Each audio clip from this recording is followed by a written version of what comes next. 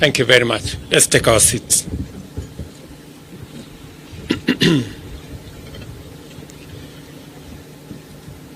Your Excellency, Right Reverend Monsignor Hubertus Van Megen, the Pope's representative to Kenya, Your Eminence John Cardinal Njue, Your Graces, my Lord Bishops, members of the clergy, religious brothers and sisters, dear Kenyans, good afternoon. Hamjambo. Tumsifu Yesu Kristo. Bwana Yesu asifiwe. It is a great honor to be with you today as we gather to take part in a momentous event which underscores the profound role of faith, faith-based leadership, and faith-based organizations in fostering ethics and integrity in national service. This event also underlines the role of faith in strengthening patriotism, deepening national unity, and mobilizing citizens to selflessly undertake good causes. For this reason, the Episcopal installation of Right Reverend Wallace Ng'ang'a Gashihi as Bishop of the Catholic Military Ordinariate of Kenya is more than a routine change of stewards. We are here to witness and to celebrate the contribution of moral leadership in reinforcing unity, resilience, and strength for our defense forces. We are here also gathered to affirm our confidence that under Bishop Ng'ang'a, the military ordinariate will continue to provide our soldiers with essential spiritual support. Recognizing the high trust vested on the Kenya Defense Forces to defend the sovereignty and territorial integrity of our nation, and to the significant physical, moral, and personal challenges faced by our men and women in uniform in fulfilling their mission, we cannot deny or underestimate faith as a critical source of strength, pillar of motivation, and a basis for enduring resilience. Our presence at Bishop Ng'ang'a's installation underscores our commitment to support our forces in every way, including the provision of spiritual and pastoral sustenance necessary for their well-being and for their duty. In Kenya, we acknowledge the supremacy of the Almighty God of all creation, and therefore the recognition that protection of the freedom of worship is a fundamental constitutional guarantee. Like other fundamental rights and freedoms, it is freely available to all, including those who serve in our defense forces. Every soldier's right to practice their faith can only enable the KDF to maintain greater levels of discipline, not only because of faith, and not only because faith is an effective organizing principle, but also because we worship and serve God, who brings victory, abundance, and success to our nation.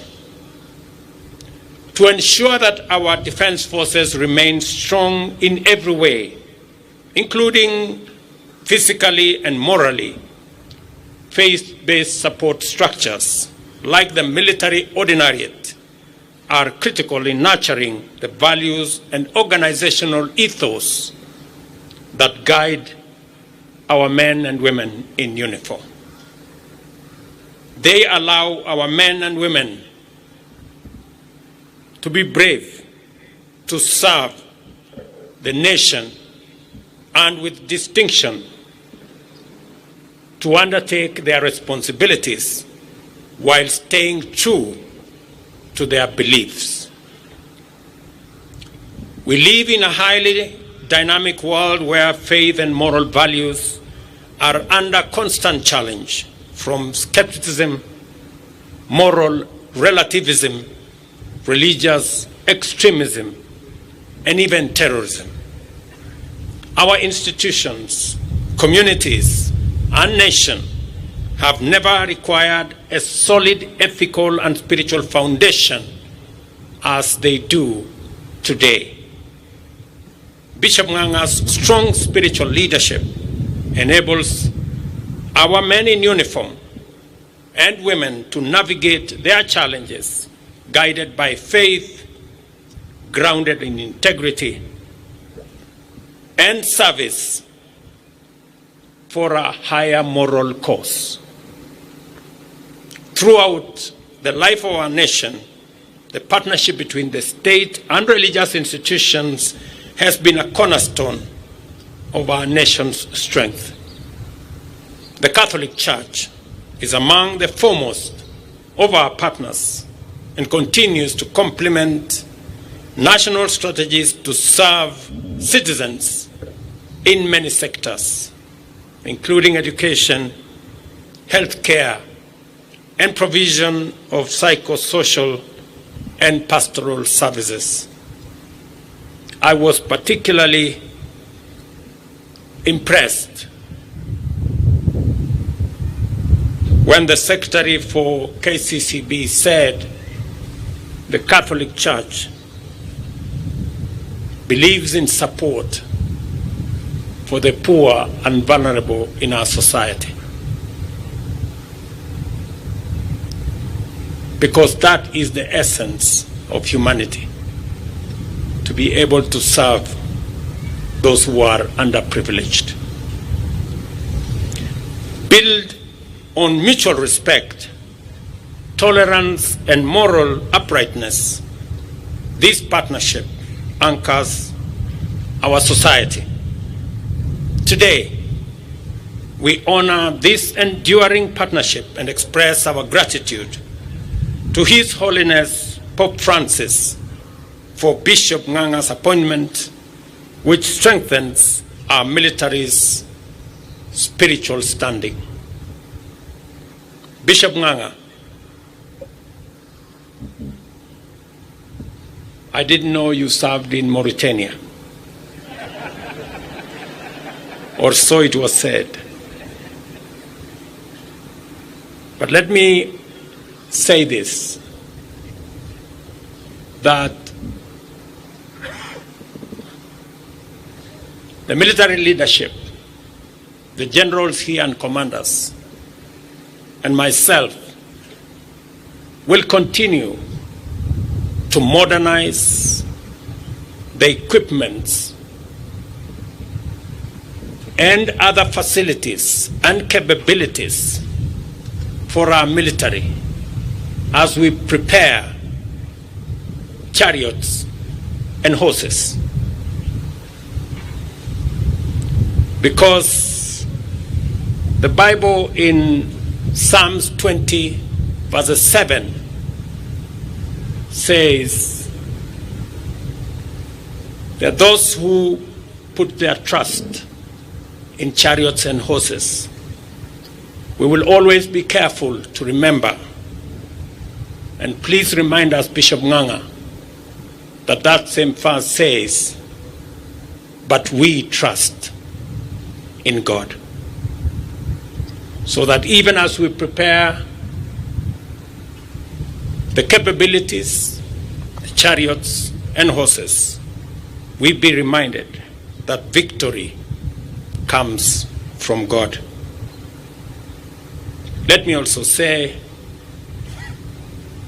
to the military commanders, officers, and servicemen, that it is my prayer that as you undertake the responsibilities of protecting our nation as you serve humanity in Kenya and elsewhere around this world. A service that you have provided with dedication and professionalism, that the words of Matthew 5:9 shall be your portion, that the sacrifices that you make to protect our nation, to keep the peace, the words of Matthew 5:9 that say, blessed are the peacemakers, for they will be called the children of God. That in your sacrifice, in your commitment, in your peacekeeping, that you shall be honored to be the children of God. Bishop Nganga, receive my warmest congratulations and the best wishes of the government and the people of Kenya as you take over this responsibility to look after the spiritual health of our military ordinariate. Your leadership will be vital in guiding those who defend our nation, and I'm confident that under your guidance, the military ordinariate will remain a source of strength for not just our brave men and women in uniform, but their families and to all who work with them. Even in this moment of celebration, let us take a moment to remember the many heroic men and women whose selflessness, courage, and moral strength inspired them to dedicate their lives and work to the service of our motherland, and especially those who made the ultimate sacrifice in line of duty. Let us honor their memory and gratefully acknowledge their contribution. May their example serve to inspire us to do more and better in the service of our country. May they rest in eternal peace, and may their families find comfort in our respectful recognition of their noble sacrifice and honorable service. May the Almighty God bless our new bishop as he takes over the ordinariate, and may God bless the Kenya Defense Forces and our great Republic of Kenya, a country we so dearly love. Thank you very much.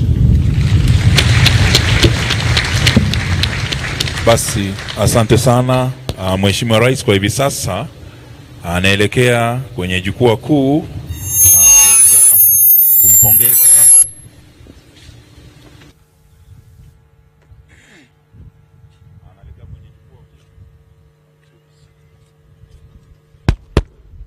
anaelekea kwenye jukwaa kuu hivi sasa kuendelea kumpongeza askofu mpya wa jimbo la jeshi, Askofu Wallace Ng'ang'a, na anasindikizwa na Balozi Monica Juma.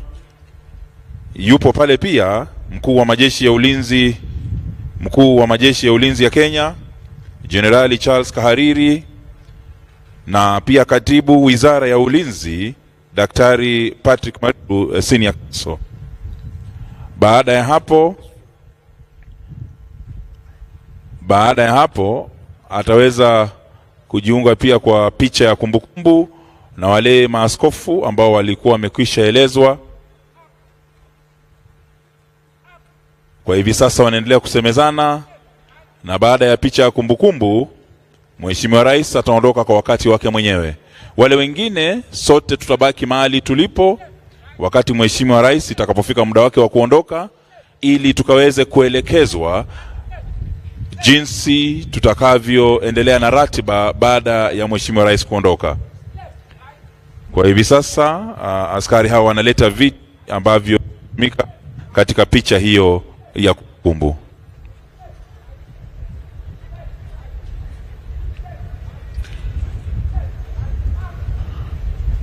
Bas, yani hata viti viko na paredi yake. Hakuna kitu tunachobahatisha katika jeshi. Basi hivi tunavyoendelea, tuhakikishe ya kwamba tunabaki mahali tulipo, manake baada ya Mheshimiwa Rais kuondoka nitaweza kutoa ratiba fupi ya jinsi tutakavyoendelea na ratiba yetu. Manake baada tu ya kumaliza picha hii ya kumbukumbu tutaweza kualika nyote kwa kipindi cha maamkuli ya mchana.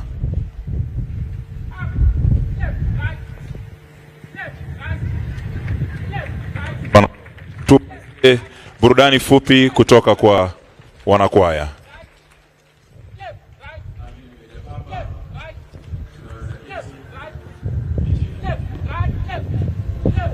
Tunaweza keti, asanteni sana. Thank you very much.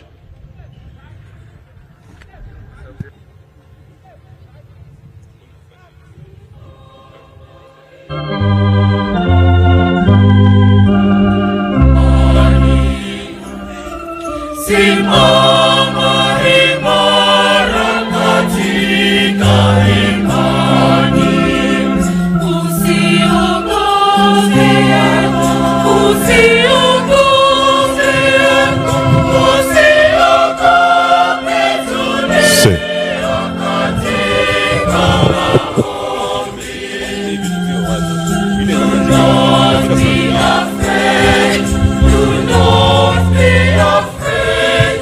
Do not be afraid, stand strong in faith.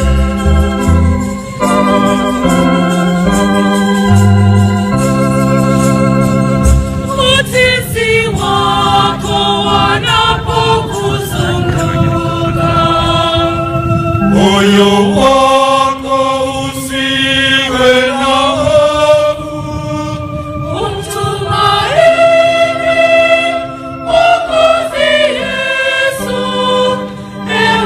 Asante sana Mheshimiwa Rais. Mheshimiwa Rais atarudi kuchukua nafasi yake. Mheshimiwa Rais anarudi kuchukua nafasi yake, kisha msafara wa maaskofu utaondoka. Baada ya hapo Mheshimiwa Rais ataweza kuondoka. Asante sana Mheshimiwa Rais